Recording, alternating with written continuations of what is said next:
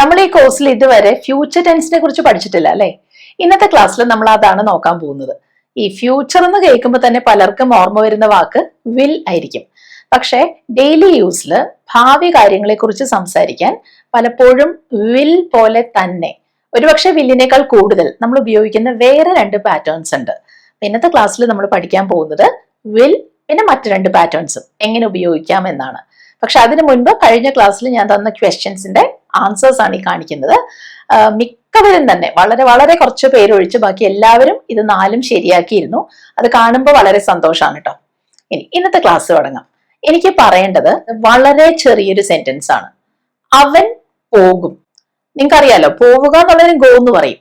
അപ്പൊ അവൻ പോകും എന്ന് പറയുമ്പോൾ മനസ്സിലായല്ലോ, ഭാവിയിൽ അവൻ ചെയ്യാൻ പോകുന്ന ഒരു കാര്യം പറയുന്നത് അല്ലേ? ഇതിന് നമ്മൾ ഇംഗ്ലീഷിൽ പറയുന്നത് ഹി വിൽ ഗോ എന്നാണ്. He will go.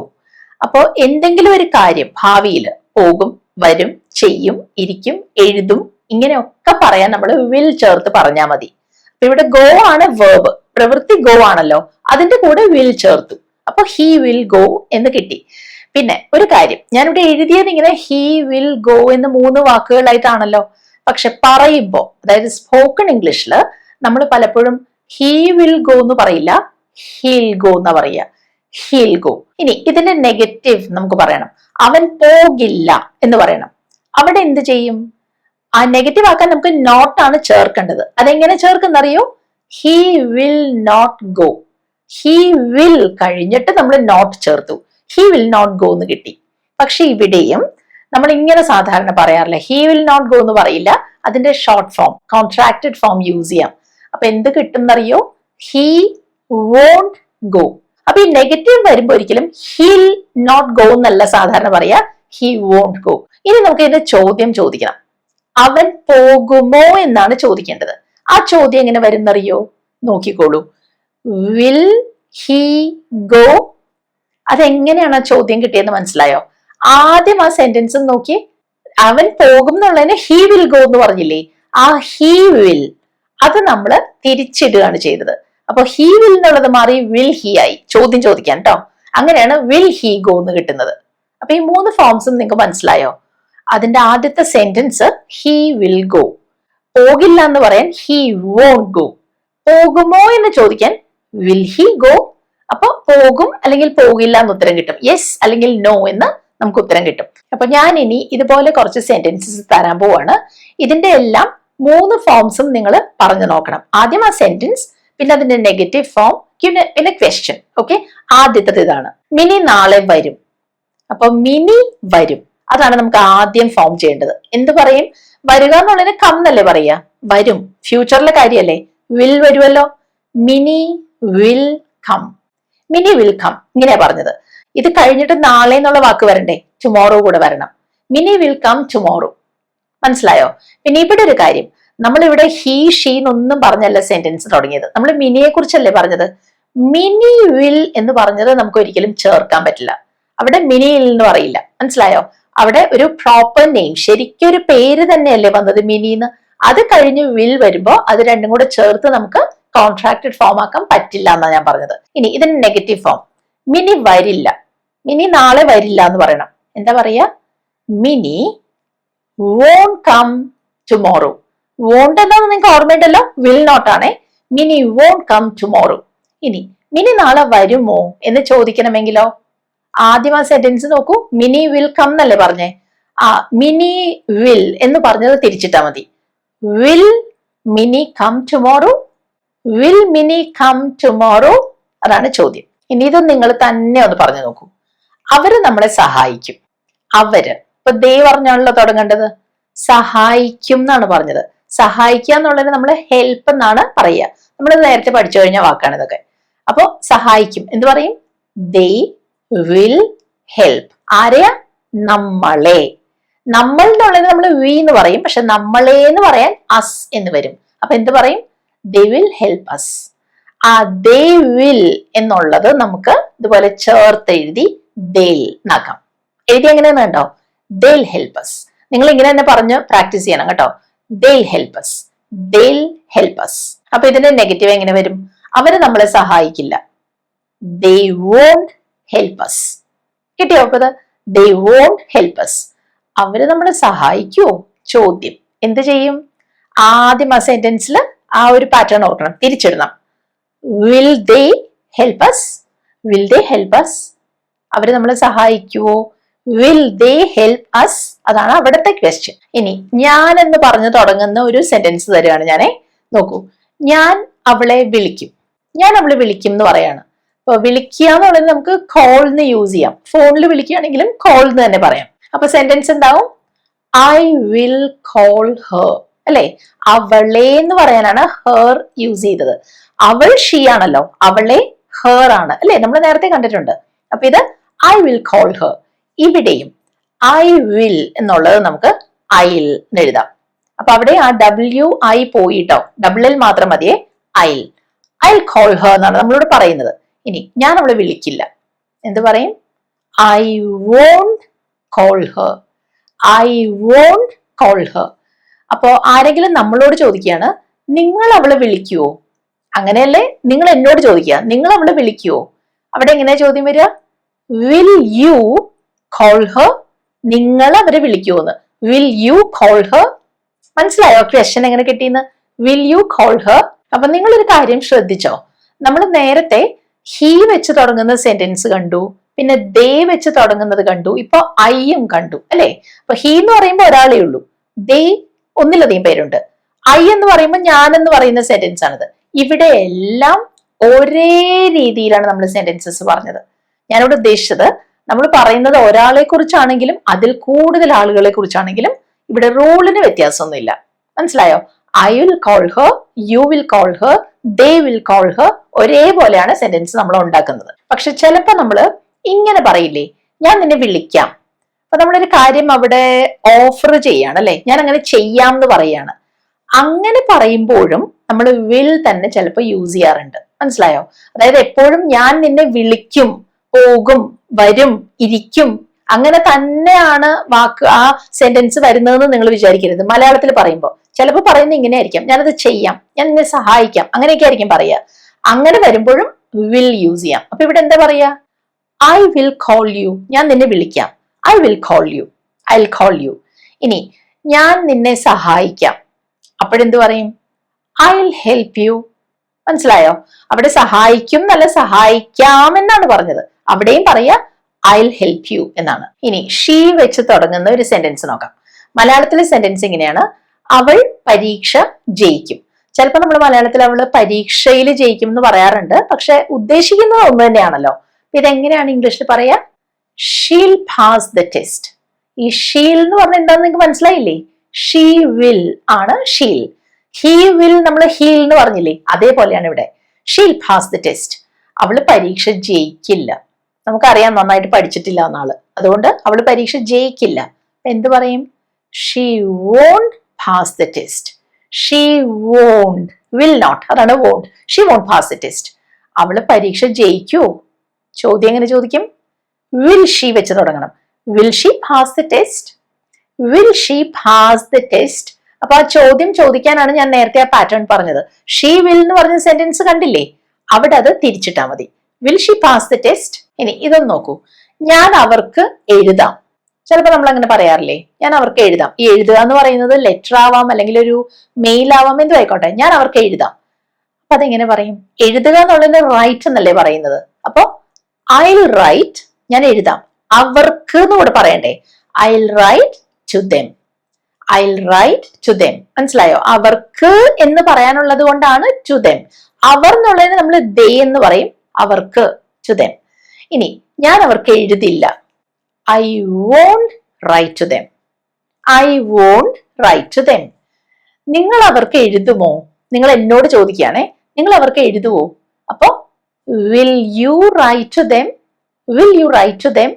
പിന്നെ അവിടെ ഒരു കാര്യം, ഈ ക്വസ്റ്റ്യനിൽ നമ്മൾ വിൽ യു എന്ന് പറഞ്ഞില്ലേ, അത് ചുരുക്കി പറയാൻ പറ്റില്ല കേട്ടോ. അവിടെ ഷോർട്ട് ഫോം പറ്റില്ല, വിൽ യു എന്ന് തന്നെ പറയണം. Will you write to them എന്നാണ് ആ ചോദ്യം വരുന്നത്. ചിലപ്പോൾ കുട്ടികളൊക്കെ പറയുന്നത് കേട്ടിട്ടുണ്ടോ? ഞാൻ അമ്മയോട് പറഞ്ഞു കൊടുക്കും, ഞാൻ ടീച്ചറോട് പറയും എന്നൊക്കെ പറയില്ലേ? അപ്പൊ അത് ശരിക്കും പറഞ്ഞാൽ വേറൊരാളെ എന്തോ ഭീഷണിപ്പെടുത്തുന്നത് പോലെ പറയാണല്ലേ.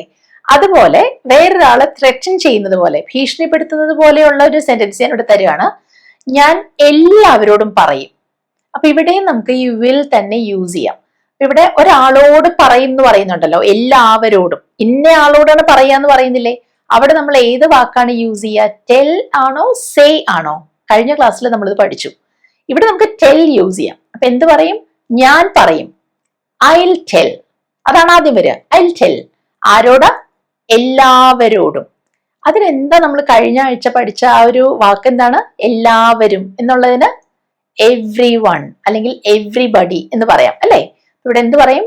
I tell everyone. ഇവിടെ I tell to everyone എന്ന് പറയരുത് കേട്ടോ. ഓർമ്മയില്ലേ? ടെൽ കഴിഞ്ഞാൽ പിന്നെ ടു വേണ്ട. അല്ലെങ്കിൽ നമുക്ക് ഇങ്ങനെ പറയാം I say to everyone. പക്ഷെ അത് ഒട്ടും നാച്ചുറൽ ആയിട്ട് തോന്നില്ല. സോ ഇതാണ് ശരിയായ രീതി. I tell every one. ഇനി ഇതിന് നെഗറ്റീവ് ഞാൻ പറയാണേ. ഞാൻ ആരോടും പറയില്ല എന്നാ പറയുന്നേ. ഞാൻ ആരോടും പറയില്ല. അപ്പൊ എന്തു പറയും? I won't tell anyone. മനസ്സിലായോ? ആരോടും പറയില്ല. നെഗറ്റീവ് വന്നു. I won't tell. എന്നിട്ട് നമ്മൾ എനി വൺ യൂസ് ചെയ്യണം. I won't tell everyone എന്ന് പറയില്ല. I won't tell anyone. അല്ലെങ്കിൽ I will tell no one എന്നും പറയാട്ടോ. നമ്മൾ കഴിഞ്ഞ ക്ലാസ്സിൽ പഠിച്ച കാര്യമാണ് ഇപ്പൊ നമ്മൾ ഈ പ്രയോഗിക്കുന്നത്. I won't tell anyone അല്ലെങ്കിൽ I will tell no one. ഇപ്പൊ നമ്മൾ വിൽ യൂസ് ചെയ്ത് പറയുന്ന തരം ഒരുപാട് സെന്റൻസസ് കണ്ടില്ലേ? ഇനി നമ്മൾ അടുത്ത പാറ്റേൺ നോക്കാൻ പോവാട്ടോ. ഞാൻ ആദ്യം പറഞ്ഞില്ലേ, ഈ ഫ്യൂച്ചറിനെ കുറിച്ച് പറയേണ്ടി വരുമ്പോൾ വിൽ പോലെ തന്നെ നമുക്ക് വേറെ 2 പാറ്റേൺസ് യൂസ് ചെയ്യാമെന്ന്. അതിൽ ആദ്യത്തെയാണ് നമ്മൾ ഇനി കാണാൻ പോകുന്നത്. ആദ്യം ഞാൻ ഈ പറയുന്ന എക്സാമ്പിൾ നിങ്ങളൊന്ന് ശ്രദ്ധിച്ച് കേൾക്കൂ. ഇപ്പോൾ സമയം രാവിലെയാണ്. ആരെങ്കിലും നിങ്ങളോട് ചോദിക്കുകയാണ്, വൈകുന്നേരം നിങ്ങൾ എന്ത് ചെയ്യും, എന്ത് ചെയ്യാൻ പോവുകയാണ് എന്ന്. അതായത് വൈകുന്നേരത്തെ പ്ലാനിനെ കുറിച്ചാണ് ചോദിക്കുന്നത്. പക്ഷെ ഇയാൾ ഇങ്ങനെ ചോദിക്കുമ്പോഴാണ് നിങ്ങൾ അതിനെക്കുറിച്ച് ചിന്തിക്കുന്നതെന്നിരിക്കട്ടെ. നിങ്ങൾ അങ്ങനെ ഒരു പ്ലാനേ ഇട്ടിട്ടില്ല മനസ്സിൽ. അപ്പൊ ചിന്തിക്കുകയാണ്. അപ്പൊ നിങ്ങൾ വിചാരിച്ചത് ഇങ്ങനെ ചെയ്യാമെന്നാണ്. ഞാൻ വെറുതെ TV കാണും. ഞാൻ ചുമ്മാ TV കാണും. അതെങ്ങനെ ഇംഗ്ലീഷിൽ പറയും? TV കാണും എന്നാണ് പറഞ്ഞത്. അപ്പൊ അവിടെ വിൽ തന്നെ യൂസ് ചെയ്യാലോ. എന്ത് പറയും? I just watch TV. ഞാൻ TV കാണും. I watch TV. ചുമ്മാ വെറുതെ എന്ന് പറഞ്ഞില്ലേ? അതിനാണ് നമ്മൾ ഈ ജസ്റ്റ് എന്നിവിടെ ഇംഗ്ലീഷിൽ യൂസ് ചെയ്തത്. I just watch TV. പക്ഷേ ഇയാൾ ഇങ്ങനെ നിങ്ങളോട് ചോദിക്കുമ്പോ നിങ്ങൾ ഓൾറെഡി അതിനെക്കുറിച്ച് ആലോചിച്ചിട്ടുണ്ട്, പ്ലാൻ ചെയ്തിട്ടുണ്ടായിരുന്നു എന്നിരിക്കട്ടെ.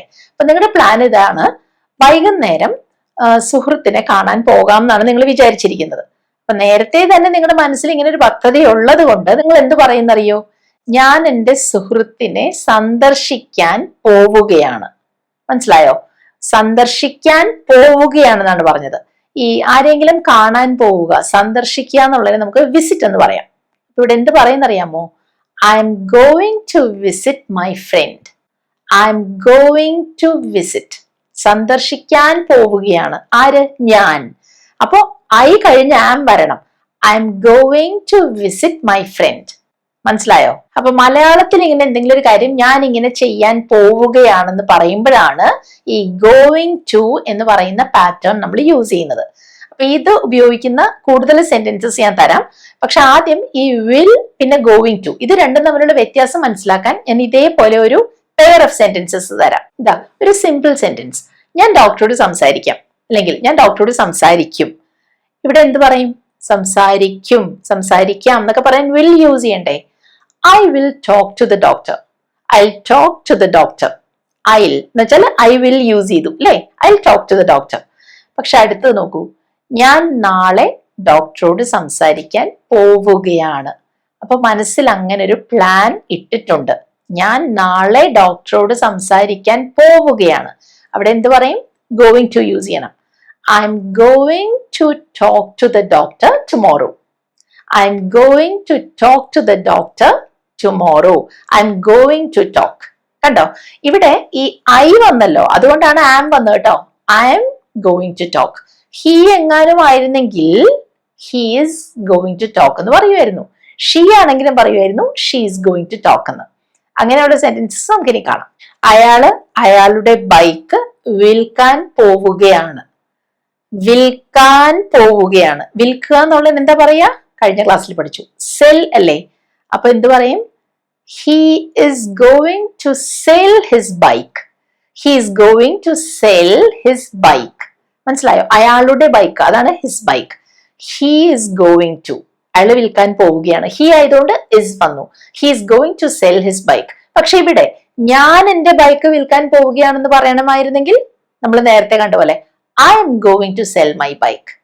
I M going to sell my bike. ഞങ്ങൾ ഈ ശനിയാഴ്ച ഒരു മൂവി കാണാൻ പോവുകയാണ്.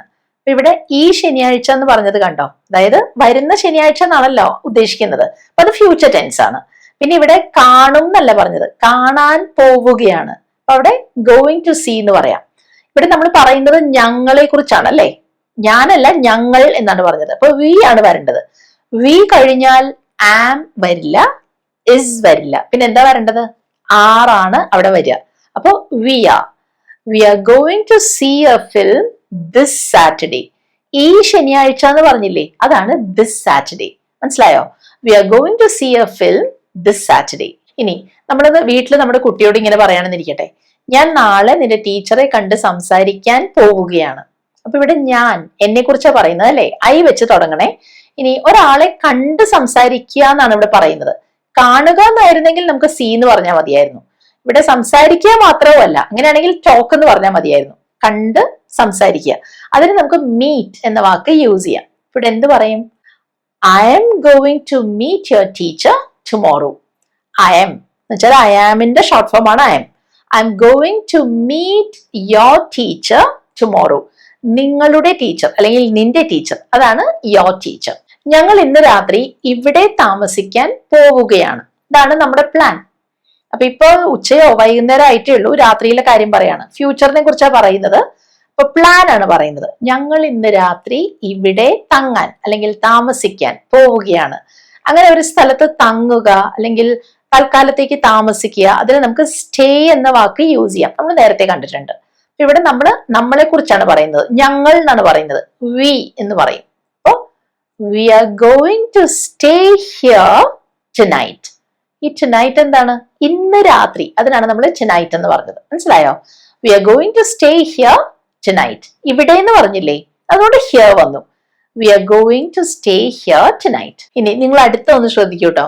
അയാൾ ഡെന്റിസ്റ്റിന്റെ അടുത്ത് പോകാൻ പോവുകയാണ്. നിങ്ങൾ ആ ഫ്രേസ് ശ്രദ്ധിച്ചോ? പോകാൻ പോവുകയാണ്. അതായത് ഇവിടുത്തെ പ്രവൃത്തി തന്നെ പോവുക എന്നുള്ളതാണ്, ഗോ എന്നുള്ളതാണ്. അപ്പൊ പോവുകയാണെന്നുള്ളതിന് ഗോയിങ് ടു എന്ന് പറയണം. അവിടുത്തെ പ്രവൃത്തി എന്താണ്? അതും ഗോ ആണ്. അപ്പൊ നമുക്ക് ഗോയിങ് ടു ഗോ എന്ന് കിട്ടും. അപ്പൊ ഇവിടെ നമ്മൾ അയാളെ കുറിച്ചാണ് പറയുന്നത്. ഒരാളെ ഉള്ളൂ അല്ലെ. അപ്പൊ എന്താ പറയാ? He is going to go to the dentist next week. അടുത്ത ആഴ്ച, അതാണ് നെക്സ്റ്റ് വീക്ക്. എന്ത് പറയും? He is going to go to the dentist next week. ഡെന്റിസ്റ്റിന്റെ അടുത്ത്, അതിനാണ് ടു ദ ഡെന്റിസ്റ്റ് എന്ന് പറഞ്ഞത്. അയാളുടെ അങ്ങോട്ട് പോവാണ്, അയാളുടെ അടുത്തേക്ക് പോവാണ്. So he is going to go to the dentist next week. അപ്പൊ ഈ ഒരു സെന്റൻസിൽ നിങ്ങൾ കണ്ടല്ലോ, അയാള് അടുത്ത ആഴ്ച ഇങ്ങനെ ചെയ്യാൻ പ്ലാൻ ഇട്ടിരിക്കുകയാണ് അല്ലെ. അയാൾക്ക് അങ്ങനെ ഒരു പ്ലാൻ ഉണ്ട്, ഡെന്റിസ്റ്റിനെ കാണണം എന്നൊരു പ്ലാൻ ഉണ്ട്. പക്ഷെ ഇനി ഞാൻ കാണിക്കാൻ പോകുന്നത് നോക്കൂ. ഇവിടെ നമ്മൾ അടുത്തൊരു പാറ്റേൺ കൂടെ ഉണ്ടല്ലോ, അതാണ് കാണാൻ പോകുന്നത്. അപ്പൊ മലയാളത്തിൽ ഇത് കാണുമ്പോൾ തന്നെ നിങ്ങൾക്ക് വ്യത്യാസം മനസ്സിലാവും. അയാള് ഇന്ന് 4 മണിക്ക് ഡെന്റിസ്റ്റിനെ കാണുകയാണ്. വ്യത്യാസം മനസ്സിലായോ? കാണാൻ പോവുകയാണെന്നൊന്നുമില്ല, കാണുകയാണ്. അപ്പൊ ഇവിടെ എന്താ വ്യത്യാസം? ഇപ്പൊ ഉച്ചയായിട്ടേ ഉള്ളൂ എന്നിരിക്കട്ടെ, വൈകുന്നേരം 4 മണിയുടെ കാര്യമാണ് നമ്മൾ ഈ പറയുന്നത്. അപ്പൊ അത് ഫ്യൂച്ചറിന്റെ കാര്യമാണ് പറയുന്നത്. പക്ഷെ അയാൾ എത്ര മണിക്കാണ് കാണുന്നതെന്ന് പോലും അയാൾ കൃത്യമായിട്ട് അവിടെ അറേഞ്ച്മെന്റ് നടത്തിയിട്ടുണ്ട് അല്ലെ. അപ്പൊ വെറുതെ ഒരു പ്ലാനിഡ് അല്ല ഇവിടെ നടത്തിയിരിക്കുന്നത്. അയാൾ ശരിക്കും അതിനുള്ള കാര്യങ്ങളൊക്കെ അറേഞ്ച് ചെയ്ത് കഴിഞ്ഞു. 4 മണിക്ക് മേ ബി അയാൾ അപ്പോയിന്റ്മെന്റ് എടുത്ത് കാണും. അതുകൊണ്ടാണ് 4 മണിക്ക് കാണുകയാണെന്ന് പറഞ്ഞത്. അപ്പൊ ഇവിടെ എങ്ങനെ പറയുന്നറിയാമോ? He's seeing the dentist at 4 today. He's going to see അല്ല, he's seeing the dentist at 4 today. ഇന്ന് 4 മണിക്ക് അയാൾ കാണുകയാണ്. ഇതിന്റെ അർത്ഥം അയാൾ ഇപ്പോ കാണുകയാണെന്നല്ല കേട്ടോ. ഇപ്പൊ ഉച്ചയ്ക്ക് മേ ബി 1 മണിയോ അല്ലെങ്കിൽ 2 മണിയോ ആയിട്ടുള്ളൂ. കുറച്ചു നേരം കഴിഞ്ഞിട്ടുള്ള കാര്യത്തെ കുറിച്ചാണ് പറയുന്നത്. അതുകൊണ്ട് അത് ഫ്യൂച്ചർ തന്നെയാണ്. എന്നിട്ടും നമ്മൾ യൂസ് ചെയ്തത് എന്താണ്? He's seeing. അപ്പൊ ഇത് കേൾക്കുമ്പോൾ ചിലപ്പോൾ നിങ്ങൾക്ക് ഒരു സംശയം തോന്നും. നമ്മൾ നേരത്തെ പഠിച്ചിട്ടുണ്ടല്ലോ, അയാൾ ഇപ്പോൾ കാണുകയാണ് അങ്ങനെ പറയില്ലേ, ഇപ്പോൾ എഴുതുകയാണ്, അവിടെ നമ്മൾ ഇതുപോലെ തന്നെ പറയില്ലേ. അപ്പൊ വ്യത്യാസം എങ്ങനെ മനസ്സിലാവും? അയാൾ ഇപ്പോൾ ഡെന്റിസ്റ്റിനെ കാണുകയാണ് എന്ന് പറയണമെങ്കിൽ ആ ഇപ്പോൾ എന്നുള്ള വാക്കുണ്ടല്ലോ, അത് ഇംഗ്ലീഷിലും വരും. He's seeing the dentist now എന്ന് പറയും. അപ്പൊ നമുക്ക് മനസ്സിലാവും അത് ഫ്യൂച്ചറിലെ കാര്യമല്ല, ഇപ്പോൾ അയാൾ ഡെന്റിസ്റ്റിനെ കണ്ടോണ്ടിരിക്കുകയാണ് അപ്പുറത്തെ റൂമിൽ. മനസ്സിലായോ? അപ്പൊ അവിടെ നൗ വരുന്നുണ്ട്, ഇപ്പോൾ. നേരെ മറിച്ച് അയാൾ 4 മണിക്ക് ഡെന്റിസ്റ്റിനെ കാണുകയാണെന്ന് പറഞ്ഞാൽ അത് പ്രസന്റിൽ നടക്കുന്ന കാര്യത്തെക്കുറിച്ചല്ല നമ്മൾ പറയുന്നത്, അത് ഫ്യൂച്ചർ ടെൻസ് ആണ്. കാരണം ഇപ്പൊ ഉച്ചയ്ക്ക് 1 മണിയായിട്ടേ ഉള്ളൂ, വൈകുന്നേരം 4 മണിയുടെ കാര്യം നമ്മൾ ഇപ്പോഴേ പറയാണ്. ബിക്കോസ് അവിടെ അറേഞ്ച്മെന്റ് നടത്തിയിട്ടുണ്ട്. അതുകൊണ്ടാണ് പറയുന്നത് he is seeing the dentist at 4 today എന്ന്. ഇതുപോലെയുള്ള കൂടുതൽ സെന്റൻസസ് നമുക്ക് നോക്കാം, നിങ്ങൾക്ക് അത് ക്ലിയർ ആവും ആ ഒരു പാറ്റേൺ. ഞങ്ങൾ അടുത്ത ആഴ്ച പാരീസിലേക്ക് പറക്കുകയാണ്. അതായത് നമ്മള് പ്ലെയിനിലാണല്ലോ പോവുക, ആ അർത്ഥത്തിലാണ് ഇവിടെ പറക്കുകയാണെന്ന് പറയുന്നത് കേട്ടോ. ഫ്ലൈറ്റിലാണ് പോകുന്നതിന് എന്ന് പറയുന്നതിന് പകരം പറക്കുക എന്ന് യൂസ് ചെയ്തതേ ഉള്ളൂ. അപ്പൊ ഇവിടെയും നമ്മളൊരു സ്ഥലത്തേക്ക് ഫ്ലൈറ്റിൽ ട്രാവൽ ചെയ്യുമ്പോൾ തീർച്ചയായിട്ടും അതിനു മുമ്പ് നമ്മൾ അറേഞ്ച്മെന്റ്സ് ചെയ്തിട്ടുണ്ടാവുമല്ലോ, അല്ലെ? ടിക്കറ്റ്സ് വാങ്ങിയിട്ടുണ്ടാവും, മറ്റു കാര്യങ്ങളെല്ലാം നമ്മൾ അറേഞ്ച് ചെയ്ത് കഴിഞ്ഞിട്ടുണ്ടാവും. അങ്ങനെ അറേഞ്ച്മെന്റ്സ് കൂടെ കഴിഞ്ഞത് കൊണ്ടാണ് നമ്മളിവിടെ പറയാൻ പോകുന്നത് we are flying to Paris next week എന്ന്. We are flying to Paris next week. We are going to fly to Paris എന്ന് ഇവിടെ പറയേണ്ട കാര്യമില്ല, കാരണം എല്ലാ കാര്യങ്ങളും ഒക്കെ ചെയ്യേണ്ട അറേഞ്ച്മെന്റ്സ് എല്ലാം ചെയ്തു കഴിഞ്ഞു. We are flying to Paris next week. ഇത് കണ്ടോ, അയാൾ അടുത്ത ചൊവ്വാഴ്ച പുതിയ ജോലി തുടങ്ങുകയാണ്. അപ്പൊ നിങ്ങൾക്ക് അറിയാം, ഒരു പുതിയ ജോലി തുടങ്ങണമെങ്കിൽ എന്തെല്ലാം കാര്യങ്ങൾ അതിനു മുമ്പ് കഴിഞ്ഞിട്ടുണ്ടാവും. ഇന്റർവ്യൂ പാസ്സായി, അയാൾക്ക് പലതരത്തിലുള്ള ഡിസ്കഷൻസ് എല്ലാം അവർ തമ്മിൽ കഴിഞ്ഞിട്ടുണ്ടാവും, അല്ലെ? ഇതെല്ലാം കഴിഞ്ഞിട്ടാണ് ഇന്ന ദിവസമാണ് ജോലി തുടങ്ങുന്നത് എന്ന് അറിയിക്കുന്നത്. അപ്പോൾ അതിന് വേണ്ടിയിട്ടുള്ള എല്ലാ ഒരുക്കങ്ങളും കഴിഞ്ഞിരിക്കുന്നത് കൊണ്ടാണ് ഇങ്ങനെ പറയുന്നത്. അയാൾ അടുത്ത ചൊവ്വാഴ്ച പുതിയ ജോലി തുടങ്ങുകയാണ്, തുടങ്ങാൻ പോവുകയാണെന്നല്ല ഞാൻ പറഞ്ഞേ. ഇതേപോലെ നമുക്ക് ഇംഗ്ലീഷിലും പറയാം, he starting his new job next Tuesday എന്ന്. He starting his new job, he is going to start എന്ന് പറയണ്ട, he starting his new job next Tuesday. അതുപോലെ ഇതും, ഞങ്ങൾ ഇന്ന് രാത്രി പുറത്തു നിന്ന് കഴിക്കുകയാണ്. അപ്പൊ നമ്മൾ ഇന്ന് ഏതെങ്കിലും ഒരു റെസ്റ്റോറന്റിൽ പോയി കഴിക്കാൻ തീരുമാനിച്ചിട്ടുണ്ട്. നമ്മൾ അവിടെ നേരത്തെ വിളിച്ച് അപ്പോയിന്റ്മെന്റും എടുത്തിട്ടുണ്ടെന്നിരിക്കട്ടെ, ഐ മീൻ ടേബിൾ ബുക്ക് ചെയ്തിട്ടുണ്ടെന്നിരിക്കട്ടെ. അപ്പോൾ എല്ലാ കാര്യങ്ങളും നമ്മൾ ഒരുക്കം ഒക്കെ നടത്തിയിട്ടുണ്ട്, അല്ലെ? അപ്പൊ അതുകൊണ്ടാണ് പറഞ്ഞത് ഞങ്ങൾ ഇന്ന് രാത്രി പുറത്തുനിന്ന് കഴിക്കുകയാണ്. പുറത്തുനിന്ന് കഴിക്കാൻ പോവുകയാണെന്ന് ഇവിടെ ഞാൻ പറയുന്നില്ല, ബിക്കോസ് ചെയ്യേണ്ടതൊക്കെ ചെയ്ത് കഴിഞ്ഞു. അതുകൊണ്ട് ഇംഗ്ലീഷിൽ പറയാ we are eating out tonight എന്നാണ്. നമ്മൾ നേരത്തെ ഒരു ക്ലാസ്സിൽ കണ്ടിട്ടുണ്ട്, പുറത്ത് റെസ്റ്റോറന്റിൽ നിന്നെല്ലാം ഭക്ഷണം കഴിക്കുക എന്നുള്ളതിന് ടു ഈറ്റ് ഔട്ട് എന്ന് പറയും. അതാണ് ഇവിടെ പറഞ്ഞത്, we are eating out tonight. ഇന്ന് രാത്രി ആണ് ടുനൈറ്റ്. ഇന്ന് രാത്രി എന്നുള്ളതിന് നമുക്ക് ടുഡേ നൈറ്റ് എന്ന് പറയണ്ട കേട്ടോ, ടുനൈറ്റ് എന്ന് പറഞ്ഞാൽ മതി. മനസ്സിലായോ? അപ്പൊ we are eating out tonight. അവര് നാളെ അവരുടെ പുതിയ വീട്ടിലേക്ക് മാറുകയാണ്. അപ്പൊ പുതിയ വീട്ടിലേക്ക് മാറുന്നത് ചുമ്മാ അങ്ങ് മാറുകയല്ലോ, കുറെ കാര്യങ്ങളൊക്കെ അതിനു മുൻപ് ഒരുക്കങ്ങളൊക്കെ നടത്തിയിട്ടുണ്ടാവില്ലേ? അതുകൊണ്ടാണ് ഞാൻ ഈ ഒരു പാറ്റേൺ ഇവിടെ യൂസ് ചെയ്യുന്നത്. അവര് നാളെ വീട് മാറാൻ പോവുകയാണെന്ന് പറയണ്ട, അവര് നാളെ വീട് മാറുകയാണ്. പക്ഷെ എപ്പോഴാണ്? നാളെ, ഫ്യൂച്ചറിലെ കാര്യം പറയാണ്. അവരിപ്പോൾ വീട് മാറുകയാണെന്നല്ല പറയുന്നത്, അവര് നാളെ വീട് മാറുകയാണ്, അവരുടെ പുതിയ വീട്ടിലേക്ക് മാറുകയാണ്. അപ്പൊ അവിടെ എന്ത് പറയും? വീട് മാറുക എന്നുള്ളതിന് മൂവ് എന്നുള്ള വേർബ് യൂസ് ചെയ്യാം. അപ്പൊ സെന്റൻസ് നോക്കൂ, they are moving to their new house tomorrow. They are ആണ് ദെയർ എന്ന് പറഞ്ഞത്, മനസ്സിലായോ? ഇവിടെ അവരെന്നല്ലേ, അപ്പൊ ദേ പറയണമല്ലോ. ദേ കഴിഞ്ഞാൽ ആർ ആണ് വരിക, വി പോലെ തന്നെ. അപ്പോ they are moving to their new house, അവരുടെ പുതിയ വീട്. ദേ ന്യൂ ഹൗസ് എപ്പോ? ടുമോറോ, നാളെ. They are moving to their new house tomorrow. അപ്പൊ നമ്മൾ തൊട്ട് മുൻപ് കണ്ടത് ഗോയിങ് ടു വരുന്ന തരം പാറ്റേൺ ആയിരുന്നു, അല്ലെ? പക്ഷെ ഇപ്പൊ കണ്ടത് ഗോയിങ് ടു ഇല്ല, വെറുതെ വേർബിന്റെ കൂടെ ING യൂസ് ചെയ്ത് ഫ്യൂച്ചറിനെ കുറിച്ച് പറയുന്ന പാറ്റേൺ ആണ്. ഇത് രണ്ടും തമ്മിലുള്ള വ്യത്യാസം മനസ്സിലാക്കാൻ ഞാൻ നിങ്ങൾക്ക് 2 പെയർ ഓഫ് സെന്റൻസസ് തരാം, നിങ്ങൾക്ക് ക്ലിയർ ആവും. ആദ്യത്തെ നോക്കൂ, ഞാൻ മറ്റൊരു ജോലി അന്വേഷിക്കാൻ പോവുകയാണ്. അപ്പൊ വേറൊരു ജോലി അന്വേഷിക്കണം എന്നൊരു പ്ലാൻ ഉണ്ട്, അതിനുള്ള അറേഞ്ച്മെന്റ്സ് ഒന്നും നടത്തിയിട്ടില്ല, ഒരു പ്ലാൻ ഉണ്ട്. പോവുകയാണെന്ന് കണ്ടല്ലോ, അപ്പൊ അവിടെ ഗോയിങ് ടു വരണം, അല്ലെ? അപ്പൊ വേറൊരു ജോലി നോക്കുക എന്നുള്ളതിന് നമുക്ക് ലുക്ക് ഫോർ എന്ന് പറയാം. ലുക്ക് ഫോർ അനദർ ജോബ്, വേറൊരു ജോലി, അനദർ ജോബ്. അപ്പൊ എന്താ പറയുന്നത് നോക്കൂ, I'm going to look for another job. അത് നിങ്ങൾക്ക് മനസ്സിലായില്ലേ? ഞാൻ ഐ ആയതുകൊണ്ട് ഐ എം യൂസ് ചെയ്തു, I'm going to look for another job. പക്ഷെ അടുത്തത് നോക്കൂ, ഞാൻ അടുത്ത ആഴ്ച പുതിയ ജോലി ആരംഭിക്കുകയാണ്, തുടങ്ങുകയാണ്. ഇതുപോലൊരു സെന്റൻസ് നമ്മൾ നേരത്തെ കണ്ടില്ലേ? അപ്പൊ ഞാൻ പറഞ്ഞല്ലോ, ജോലി തുടങ്ങുക എന്ന് പറഞ്ഞാൽ എല്ലാ പ്രിപ്പറേഷൻസും എല്ലാ അറേഞ്ച്മെന്റ്സും ചെയ്ത് കഴിഞ്ഞു അല്ലെ. അപ്പൊ അവിടെ ഗോയിങ് ടുവിന്റെ ആവശ്യമില്ല. മലയാളത്തിൽ പറഞ്ഞു കണ്ടില്ലേ, ഞാൻ നാളെ പുതിയ ജോലി ആരംഭിക്കുകയാണ്. എന്ത് പറയും? ഗോയിങ് ടു ഇല്ലാതെ പറയാം. I'm starting my new job next week. അടുത്ത ആഴ്ച, next week. I'm starting my new job next week. അപ്പൊ ആദ്യത്തെ സെന്റൻസിന് നോക്കൂ, ഐ എം ഗോയിങ് ടു എന്ന് പറഞ്ഞു. ഇവിടെ നോക്കൂ, ഗോയിങ് ടു ഇല്ലാതെ നേരെ ആ വേർബ് ING യൂസ് ചെയ്ത് പറഞ്ഞു. I'm going to start അല്ല, ഐ എം സ്റ്റാർട്ടിങ്. അങ്ങനെയാണ് രണ്ടാമത്തെ സെന്റൻസിൽ വന്നത്. വ്യത്യാസം മനസ്സിലായോ? ഇനിയും ഇതുപോലെ ഒരു പെയർ കൂടെ നോക്കാം.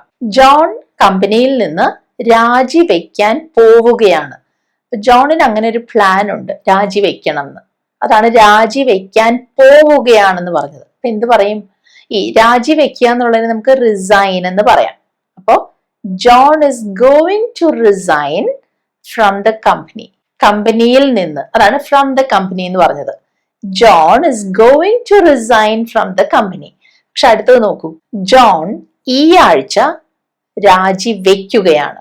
അപ്പൊ രാജിവെക്കുന്നതിന് മുന്നായിട്ട് ചെയ്യേണ്ട എല്ലാ കാര്യങ്ങളും ചെയ്തു കഴിഞ്ഞു, ഒരുക്കങ്ങളെല്ലാം കഴിഞ്ഞു. അപ്പൊ ഗോയിങ് ടു ഒന്നും വേണ്ട, പ്ലാൻ അല്ല, ഇവിടെ എല്ലാ അറേഞ്ച്മെന്റ്സ് തന്നെ ചെയ്തു കഴിഞ്ഞു. അപ്പൊ മലയാളത്തിൽ പറഞ്ഞത് ജോൺ ഈ ആഴ്ച രാജിവെക്കുകയാണ്. അപ്പൊ ഈ ആഴ്ച എന്ന് വെച്ചാൽ ഉദ്ദേശിക്കുന്നത് എന്താന്ന് മനസ്സിലായോ? ഇന്നിപ്പോ തിങ്കളാഴ്ച ആയിട്ടേ ഉള്ളൂ എന്നിരിക്കട്ടെ. അപ്പൊ മേ ബി ഇയാള് രാജിവെക്കാൻ പോകുന്നത് വെള്ളിയാഴ്ച ആയിരിക്കും. അപ്പൊ ഫ്രൈഡേ എന്ന് പറയുമ്പോൾ ഫ്യൂച്ചറിലാണല്ലോ അത്. അപ്പൊ ഇന്ന് തിങ്കളാഴ്ചയാണ്. ഈ ഫ്രൈഡേ എന്ന് പറയുന്നത് ഈ ആഴ്ചയുടെ തന്നെ വരാൻ പോകുന്ന ഒരു കാര്യമാണ് അല്ലെ. അതുകൊണ്ട് അത് ഫ്യൂച്ചറാണ്. അതുകൊണ്ടാണ് ഞാനിവിടെ ഇങ്ങനെ പറയുന്നത്, John is resigning this week. മനസ്സിലായോ? ഇപ്പൊ റിസൈൻ ചെയ്യാണെന്നല്ല അർത്ഥം, ഈ വരാൻ പോകുന്ന ദിവസങ്ങളിൽ, ഈ ആഴ്ചയുടെ ബാക്കി ഭാഗത്താണ് ചെയ്യുന്നത്. John is resigning this week. ഇപ്പൊ നമ്മൾ ഫ്യൂച്ചറിനെ കുറിച്ച് പറയാൻ യൂസ് ചെയ്യുന്ന 3 പാറ്റേൺസും പഠിച്ചു അല്ലെ.